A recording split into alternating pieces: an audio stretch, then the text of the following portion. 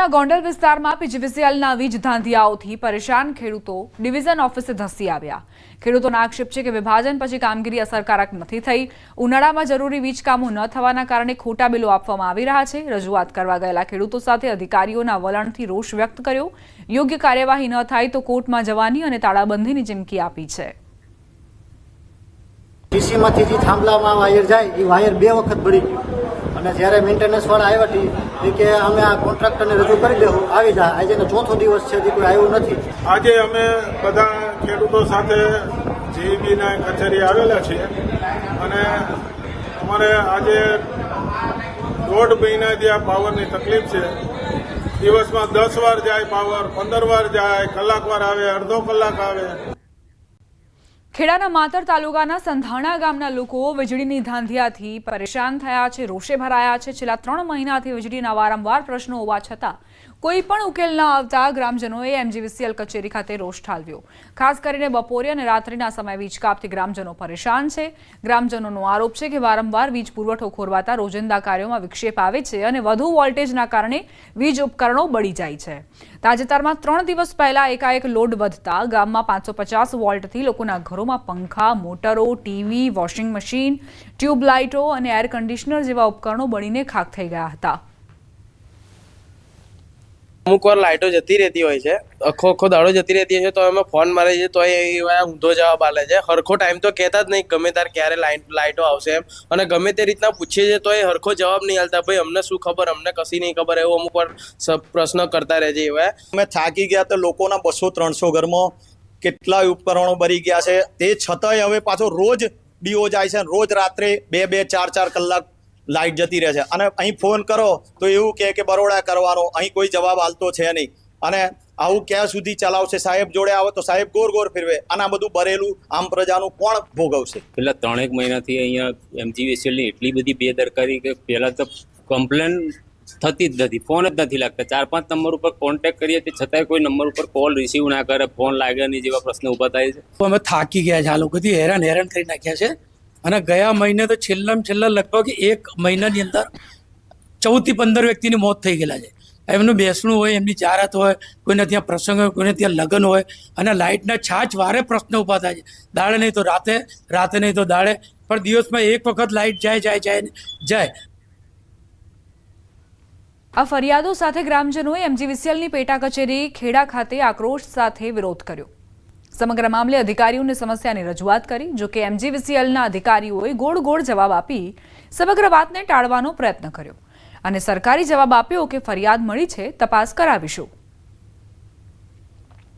જે last time જે transformer fail થઈ ગયેલું હતું એ અંદરના ન્યુટ્રલના પ્રોબ્લેમને કારણે થયું હતું અને વીજળીના પ્રશ્નો થયા હતા, પણ એ બીજા દિવસે બદલીને સોલ્વ કરી દેવામાં આવ્યું છે। અને અત્યારે જે રજૂઆત કરવામાં આવી છે કે અમારા ડીઓ વાળે ઘડી વી જાય છે તે લાઇનનું પેટ્રોલિંગ કરી અને જો લોડ બેલેન્સિંગ કરવાની જરૂરિયાત થશે તો લોડ બેલેન્સિંગ પણ કરી આપીશું અને ગ્રામજનોની મદદ લઈ અને જો શક્ય હશે તો નવા ટ્રાન્સફોર્મર પણ ઊભા કરી અને પ્રશ્નનું સોલ્યુશન કરવામાં આવશે। ભાવનગર વાસીઓ પાણી સંભાળીને વાપરજો। ભાવનગરમાં કાલે 40% વિસ્તારમાં પાણી કાપ। નાવડા ખાતે શટડાઉનને લઈ પાણી કાપ રહેશે। તમામ પમ્પિંગ સ્ટેશન બંધ રહેવાના કારણે પાણી કાપ રહેશે। તરસમિયા, તખતેશ્વર, નારી ફિલ્ટર આધારિત વિસ્તારોમાં પાણી કાપની સ્થિતિ રહેશે। અકવાડા, ઘોઘા રોડ, કાડિયાબીડ, ઘોઘા સર્કલ, ચિત્રા સહિતના વિસ્તારોમાં આવતીકાલે પાણી પુરવઠો સપ્લાય નહીં થાય તે ઠપ રહેશે। પાટણથી સમાચાર। ભાજપના પૂર્વ મહામંત્રીના પોલીસ પર આરોપ। પોલીસ વાહન ચાલકો પૈસા વસૂલે છે। કેસી પટેલે કહ્યું છે કે પોલીસ વાહન ચાલકો પાસેથી પૈસાની વસૂલાત કરે છે। 500 થી 1000ના હપ્તા વસૂલ કરે છે। કેસી પટેલના નિવેદન પર કિરીટ પટેલ બોલ્યા। કેસી પટેલને બ્રહ્મજ્ઞાન થયું તેવું કિરીટ પટેલે નિવેદન આપ્યું। ભાજપના નેતાએ હપ્તાખોરી સ્વીકારી હોવાની વાત કિરીટ પટેલે કરી છે। આ જે ભાડે કરીને જે વાહનવાળા આવે છે ને એમને કેમ કે ભાઈ અમારે પાટણ ખરીદી કરવા જેવું છે, તું અમારા હંગાતે આય, તો એ ના પાડે એ ભાઈ પાટણ નહીં તને બીજે ક્યાંક લઈ જઈશું। કેમ? તો અમે પાટણમાં પ્રવેશ કરીએ છીએ તો પોલીસ વાળા પકડે છે અને અમારી જોડે 500-1000 રૂપિયા લઈ લે છે, તો આવતા બંધ થયા છે। એક આ નાનું કારણ છે મિત્રો, એક નાનું કારણ પાટણના ધંધા રોજગારને કેટલી મોટી અસર કરી જાય। કે પાટણની અંદર અને ગુજરાતની અંદર પોલીસની અંદર હપ્તાખોરી ચાલે છે અને એના માટે એમને અભિનંદન. અને આજે કેસી પટેલને બ્રહ્મ જ્ઞાન થયું, અમે એમને અભિનંદન આપીએ છીએ. તો આ સમગ્ર મામલે પાટણના એસપીએ નિવેદન આપ્યું કે આ અંગે કોઈ ફરિયાદ આવશે તો પગલાં લઈશું. પાટણ જિલ્લામાં જિલ્લા ટ્રાફિક પોલીસ અને સિટી ટ્રાફિક પોલીસ જાહેરનામાનું પાલન કરવા બાબતે અને બીજા ટ્રાફિકના નિયમોનું ઉલ્લંઘન ન થાય એ બાબતે દંડની કાર્યવાહી કરતી હોય છે. એના ભાગરૂપે પોલીસ દંડ લેતી હોય છે અને આજે નિવેદન સોશિયલ મીડિયામાં ચાલે છે એ બાબતે પણ અમે તપાસ કરી અને ચોક્કસ એમાં કાર્યવાહી કરશું. આપના કડી વિધાનસભાના બેઠકના ઉમેદવાર જગદીશ ચાવડાએ જિગ્નેશ મેવાણીને લઈ નિવેદન આપ્યું. રાજકીય રીતે જિગ્નેશ મેવાણી સામે પક્ષે છે, પણ જિગ્નેશ અને હું અમે બંને આંદોલનકારી મિત્ર છીએ. પક્ષ ભલે અલગ હોય પણ સમાજના લોકો અન્યાય માટે અમે લોકો સાથે છીએ. અમારા જે ફોટો વાયરલ થયા તે અમારા આંદોલન સમયના છે. સારા કામો નહીં પણ ડેમેજ કેમ થાય તેવા ઉદ્દેશ સાથે ફોટો વાયરલ થયા. જિગ્નેશ પોતાની વિચારધારા સાથે છે, એમાં કંઈ કહેવું ઉચિત નથી. જે રાજકીય રીતે એ મારા વિપક્ષમાં છે, મારા સામા પક્ષે છે, તો એમને એમના પ્રોટોકોલ મુજબ એમના રાજકીય પક્ષમાં જે આદેશ હોય અને એમને જે જવાબદારી હોય એ મુજબ એ કામ કરે. હું મારા રાજકીય પક્ષ મુજબ કરું. વાત રહી મિત્રતાની, તો એ તો અમે જ્યારે એ કોઈ પોલિટિકલ પાર્ટીમાં નહોતા કે હું કોઈ પોલિટિકલ પાર્ટીમાં નહોતો ત્યારના અમે મિત્ર છીએ. અમે બંને આંદોલનકારી મિત્રો છીએ. સાથે મળીને અઢળક આંદોલનો કર્યા છે અને અઢળક આંદોલનોમાં જીત મેળવી છે. અમે એ સમયના મિત્ર છે અને અમારા જે ફોટા જે વાયરલ થઈ રહ્યા છે એ સમયના ફોટા છે. પરંતુ પેલી કહેવત છે ને કે આંદોલનકારી નેતાઓના સારા કર્મો કોઈ વાયરલ નથી કરતું, પણ એના દુષ્પ્રચાર માટે 1000 લોકો તૈયાર હોય છે. એવું છે. તો આ ફોટા જે છે આપ જોઈ શકો છો, જિગ્નેશ મેવાણી સાથે જગદીશ ચાવડા પણ જોવા મળી રહ્યા છે અને આ જ ફોટાને લઈને ચર્ચાઓએ જોર પકડ્યું હતું. પરંતુ જગદીશભાઈનું કહેવું છે કે અમે આંદોલન સમયના મિત્રો છીએ, અમે પહેલાના મિત્રો છીએ, જ્યારે અમે કોઈ રાજકીય પક્ષ જોઈન પણ નહોતો કર્યો ત્યારથી અમે મિત્રો છીએ.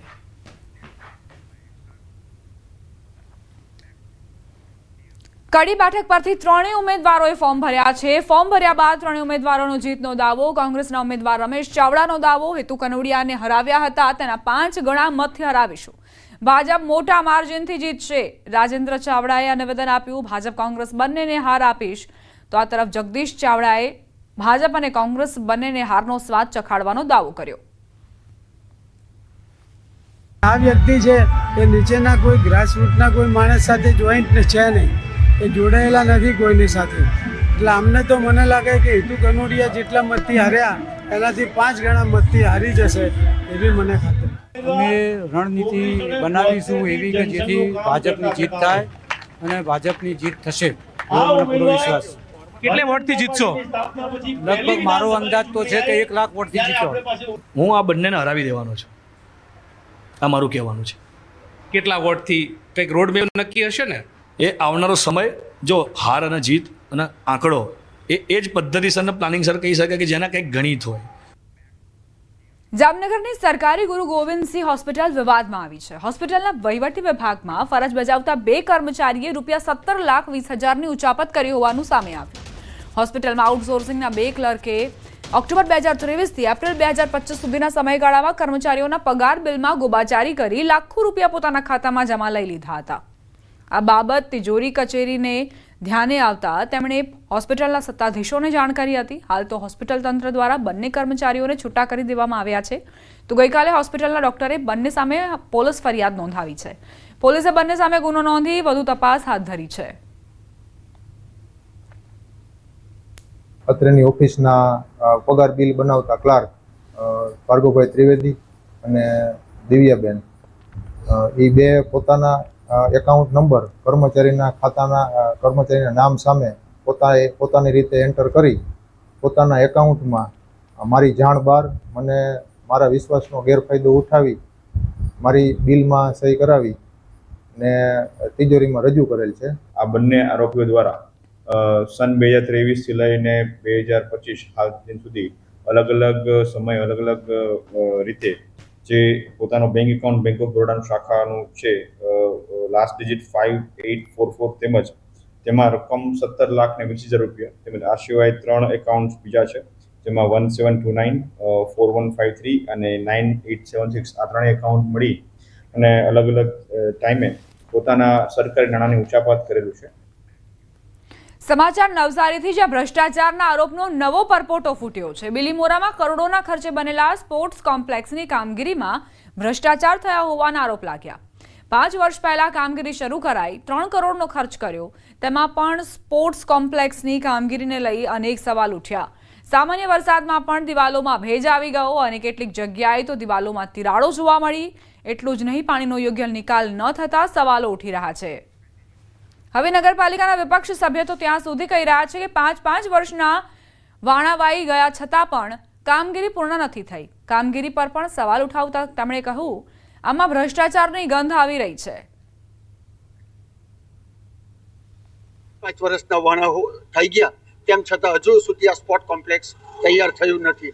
અને મળતી માહિતી મુજબ જે પહેલા વરસાદની અંદર ભેજ લાગ્યો, ગળતું થઈ ગયું, ટેનિસ કોચ પર પાણી ભરાઈ ગયું અને દિવાલોમાં તળ દેખાઈ આવી, આવું બાંધકામ છે.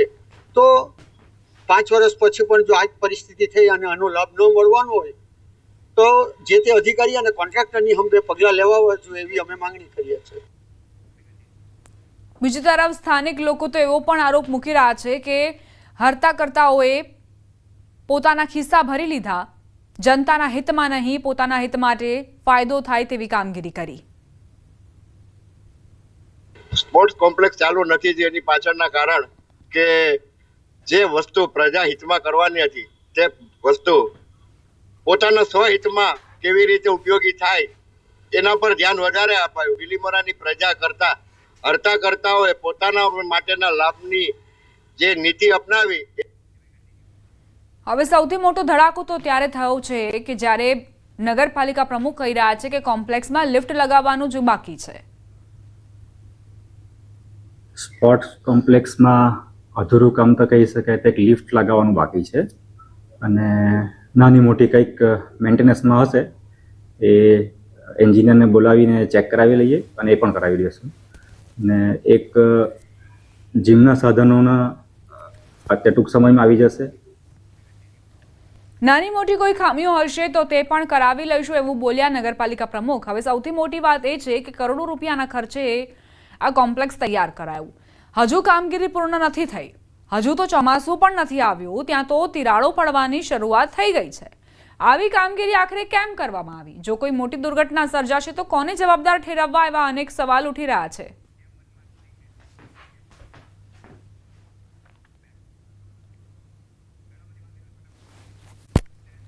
આજથી 8 જૂન સુધી છૂટાછવાયા વરસાદની આગાહી કરાઈ છે. રાજ્યમાં ક્યાંક હળવો તો ક્યાંક મધ્યમ વરસાદ રહે તેવી સંભાવના. ઉત્તર ગુજરાત, સૌરાષ્ટ્ર અને દક્ષિણ ગુજરાતમાં વરસાદની આગાહી કરાઈ છે. આજે ગાજવીજ અને ભારે પવન સાથે હળવા વરસાદની સંભાવના. અમદાવાદ, ગાંધીનગરમાં પણ હળવો વરસાદ પડી શકે છે. બનાસકાંઠા, સાબરકાંઠા, પાટણ, મહેસાણા, અરવલ્લી, મહીસાગર, દાહોદ, પંચમહાલ, અમદાવાદ, ગાંધીનગર, ખેડા, આણંદ, વડોદરા, છોટાઉદેપુર, ભરૂચ, નર્મદા, સુરત, તાપી, નવસારી, ડાંગ, વલસાડ, દમણ અને દાદરાનગર હવેલીમાં મધ્યમ વરસાદ વરસવાની સંભાવના. તો આ તરફ સુરેન્દ્રનગર, બોટાદ, અમરેલી, ભાવનગર, ગીર સોમનાથ અને દીવમાં હળવા વરસાદની આગાહી. अगले 3 दिन तक आइसोलेटेड जगह में लाइट टू मॉडरेट रेन का फोरकास्ट दिया गया है और उसके आगे जो डेट्स है मतलब 22 से लेकर 25 तक आपका स्कैटर रेनफॉल का फोरकास्ट है. अभी जो गुजरात रीजन में 21 से लेकर 25 तक स्कैटर रेनफॉल दिया गया है, इसमें थंडरस्टॉर्म का भी वार्निंग दिया गया है उसमें लाइटनिंग के साथ. और सौराष्ट्र में भी लाइट टू मॉडरेट थंडरस्टॉर्म रहेगा.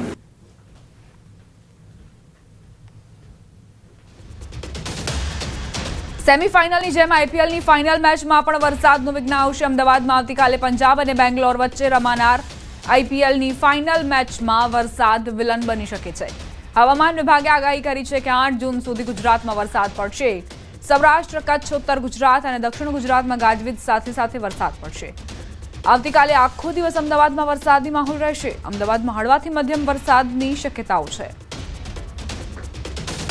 कल का जो हमारा पूर्वानुमान है इसमें आइसोलेटेड जगह में लाइट टू मॉडरेट रेनफॉल है अहमदाबाद, और अहमदाबाद के लिए स्पेशली हम तो लाइट टू मॉडरेट रेन का पूर्वानुमान दिया हुआ है. और तापमान जो है आज 39 डिग्री सेंटीग्रेड के आसपास दे रहा है। ચોમાસા અંગે અંબાલાલનું મોટું અનુમાન 12 જૂનથી ગુજરાતમાં ચોમાસું આવી જશે. 14 થી 16 જૂનમાં ગુજરાતના દક્ષિણ ભાગમાં ચોમાસું આવશે. ગુજરાતના ઘણા વિસ્તારોમાં વરસાદની શક્યતાઓ. 18 જૂને બંગાળની ખાડીમાં સિસ્ટમ બનશે. સિસ્ટમની અસરથી ગુજરાતમાં વરસાદ વરસશે. આ સિસ્ટમ ગરમી બનશે, ચોમાસું સક્રિય થશે અને 12 જૂનથી ગુજરાતના ભાગોમાં ચોમાસું આવી જશે. 14 થી 16 જૂનમાં ગુજરાતના દક્ષિણ છેડે ચોમાસું આવી જવાની શક્યતા રહેશે અને લગભગ 12 થી 16 કે 17 કે 18 જૂનમાં ગુજરાતના ઘણા ભાગોમાં વરસાદ થવાની શક્યતા રહેશે. ખાસ કરીને દક્ષિણ ગુજરાતના ભાગો, દક્ષિણ સૌરાષ્ટ્રના ભાગો, વડોદરાના ભાગો, મધ્ય ગુજરાતના ભાગોમાં વરસાદ થવાની શક્યતા રહેશે. 10મી જૂને સિસ્ટમ બનશે. અંબાલાલ પટેલે આ જાણકારી આપી છે. ગુજરાતમાં વરસાદની સંભાવના વ્યક્ત કરી. કેટલાક વિસ્તારોમાં ભારે વરસાદ થશે. મુંબઈમાં પણ સિસ્ટમની અસર થશે.